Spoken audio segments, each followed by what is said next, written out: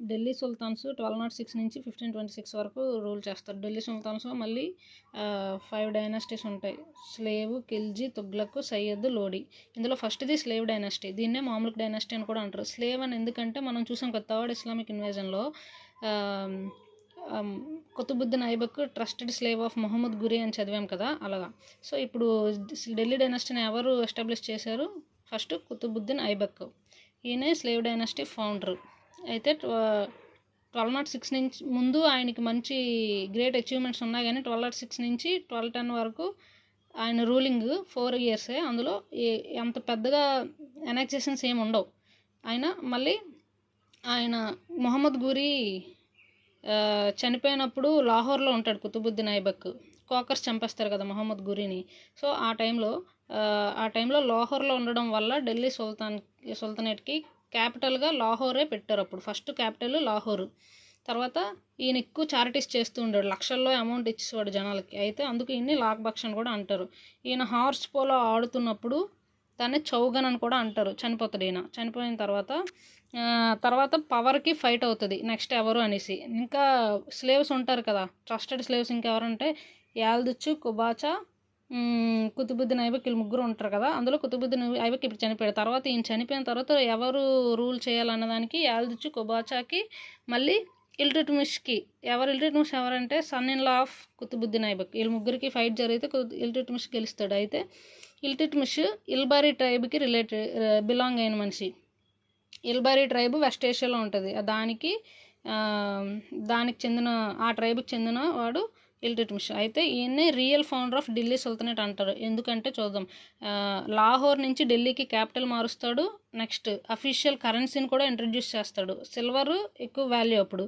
Silver కరెన్సీని టంకా అంటారు, copper కరెన్సీని జిత్తలు అంటారు. ఈ సిల్వర్ అఫీషియల్ కరెన్సీని ఇంట్రడ్యూస్ చేస్తాడు. నెక్స్ట్ ఇక్తా సిస్టమ్ అంటే ఇక్తా మొత్తం ఆ ఢిల్లీ సుల్తాన్లో ఉన్న ల్యాండ్ అంతని 2 టైప్స్గా డివైడ్ చేస్తారు. ఫస్ట్ కాలీషా, 2 ఇక్తా. కాలీషా అంటే 20% ల్యాండ్ ఉంటుంది. ఇందులో వచ్చిన ఈ ల్యాండ్ మీద ఏవైతే రెవెన్యూ వస్తుందో ఇదంతా రాయల్ ట్రెజరీకి ఇచ్చేయాలి.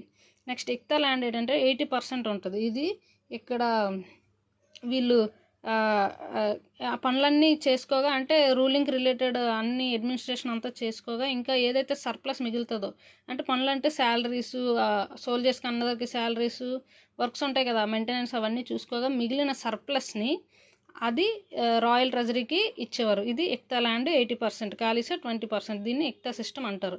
నెక్స్ట్ ఇంకా ఈయన ఏమి కొత్తగా చేస్తాడంటే 40 నోబుల్స్, ఒక 40 మందిని పెడతాడు. ఈ రూలర్కి, ఎవరైతే రూలర్ ఉంటారో ఆయనకి సపోర్ట్ చేయడానికి, అడ్వైజ్ చేయడానికి పొలిటికల్ మ్యాటర్స్లో అన్నింట్లో.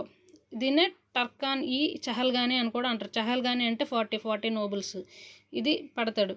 నెక్స్ట్ ఈయన చనిపోయిన తర్వాత ఈయన కొడుకులు ఉంటారు, కానీ రజియాని రూలర్ చేయాలని డిక్లేర్ చేసి చనిపోయినప్పుడు చెప్తాడు ఈయన. కానీ చనిపోయిన తర్వాత ఏం చేస్తారంటే ఈ 40 నోబుల్స్ ఉంటారు కదా, వీళ్ళకి నచ్చదు, ఒక ఉమెన్ రూల్ చేయడం నచ్చకపోతే అయితే రక్నుద్దీన్ని పెడితే కానీ రజియా సుల్తాన్ వెళ్ళి ఫైట్ చేసి మళ్ళీ రివోల్ట్ చేసి రక్నుద్దీన్ని ఓడించేసి రజియా గెలుస్తుంది. రజియా రూలర్ అవుతుంది.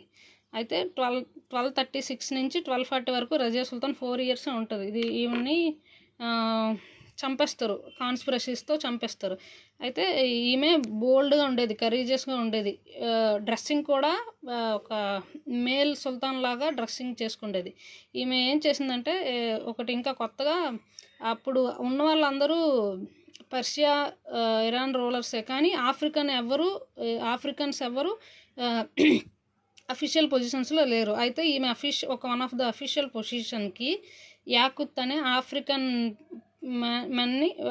మ్యాన్ని పెడుతుంది ఈమె అఫీషియల్ పొజిషన్స్కి. అది ఈ 40 నోబుల్స్ ఉంటారు కదా, వాళ్ళకి అస్సలు నచ్చకపోతే దాన్ని యాజిటేట్ చేస్తారు. మళ్ళీ ఈమెను చంపడానికి కూడా ట్రై చేస్తారు, ఎందుకంటే ఫీమేల్ రూలరు రూల్ చేయడం వాళ్ళెవరికి నచ్చదు. అయితే దానికోసం అని చెప్పి వీళ్ళు కాన్స్పిరసీస్ చేస్తారు, అందరినీ ప్రొవోక్ చేయడం.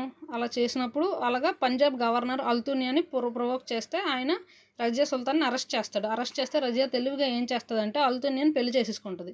పెళ్లి చేసుకుంటుంది. అలాగా అది తప్పించుకుంటుంది. తర్వాత ఏమవుతుందంటే ఆమెను మొత్తానికి వెన్నుపోటు పొడిచేసి చంపేస్తారు. కైతల్ అనే ప్లేస్లో చంపేస్తారు. కానీ రజియా సుల్తాన్ మీద ఒకరు ఒక మాట అంటారు. మినాజ్ సిరాజ్ అనే ఒక ఫేమస్ మనిషి ఏమంటారంటే ఈ ఒక రాజుకు ఉండాల్సిన లక్షణాలన్నీ రజియా సుల్తాన్కి ఉన్నాయి అని ఆయన చెప్తాడు. ఎవరు చెప్తారు అనేది ఇంపార్టెంట్.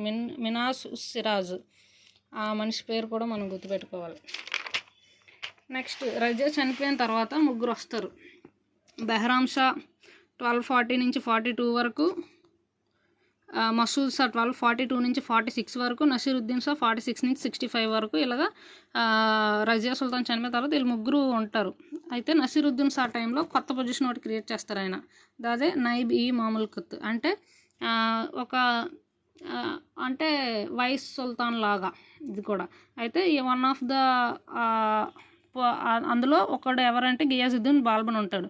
నసీరుద్దీన్ షా చనిపోయిన తర్వాత గియాజుద్దీన్ బాల్బన్ రూలర్ అవుతారు. అయితే ఈయన మోస్ట్ పవర్ఫుల్ రూలర్. 1265 నుంచి 86 వరకు ఈయన రూల్ చేస్తారు. అయితే ఈయన చాలా పవర్ఫుల్ అందరిలో. అయితే డివైన్ థియరీ ఆఫ్ కింగ్షిప్ని ఇంట్రడ్యూస్ చేస్తాడు. అంటే సుల్తానే షాడో ఆఫ్ గాడ్ అని, ఈ ప్లానెట్ ఎర్త్ మీద షాడో ఆఫ్ గాడ్ సుల్తాన్ అని చెప్పడం, దాన్ని జిలై ఇలాహి అనే చెప్తాడు వీడు. అయితే తర్వాత ఇంకోటి ఇంట్రడ్యూస్ చేస్తాడు. ఏంటంటే కొన్ని డిఫరెంట్గా సిజ్దా పైబోస్ అని ఇంట్రడ్యూస్ చేస్తారు. సిజ్దా అంటే సుల్తాన్ ముందు అందరూ తలలు దించుకొని ఉండాలి. పైబోస్ అంటే సుల్తాన్ కాల్ని అందరూ కిస్ చేయాలి అని. ఇవి. నెక్స్ట్ ఈయన న్యూ ఇయర్ ఫెస్టివల్ ఒకటి ఇంట్రడ్యూస్ చేస్తారు, నవరోజ్. ఇది Persian new year festival Balban introduce చేస్తాడు. మళ్ళీ 40 నోబుల్స్ని కూడా ఈయన అబాలిష్ చేసేస్తాడు. అంటే ఇంకా కంప్లీట్గా పవర్ కోసం అని చెప్పి 40 నోబుల్స్ని తీసేస్తాడు. మళ్ళీ మిలిటరీ డిపార్ట్మెంట్ని స్ట్రెంథన్ చేయడానికి ఒకటి పెడతాడు. ఏంటంటే దివానీ ఈ అరీజ్ అనే దాన్ని కొత్తగా ఇంకోటి పెడతాడు. సో బాల్బన్ అనేవాడు మోస్ట్ పవర్ఫుల్. ఇల్టుట్మిష్, బాల్బను ఎక్కువ స్లేవ్ డైనస్టీ అయిపోయింది. ఇప్పుడు ఫస్ట్ ఎవరంటే కుతుబుద్దీన్ ఐబక్, తర్వాత సన్ ఇన్ లా ఇల్టుట్మిష్, తర్వాత కొడుకు రక్నుద్దీన్ ఉంటాడు, ఆడిని మళ్ళీ తీసేసి రజియా సుల్తాన్, తర్వాత బెహ్రామ్ షా, మసూద్ షా, నసీరుద్దీన్ షా, లాస్ట్ బాల్బన్. సో ఇప్పుడుతో స్లేవ్ డైనస్టీ అయిపోయింది.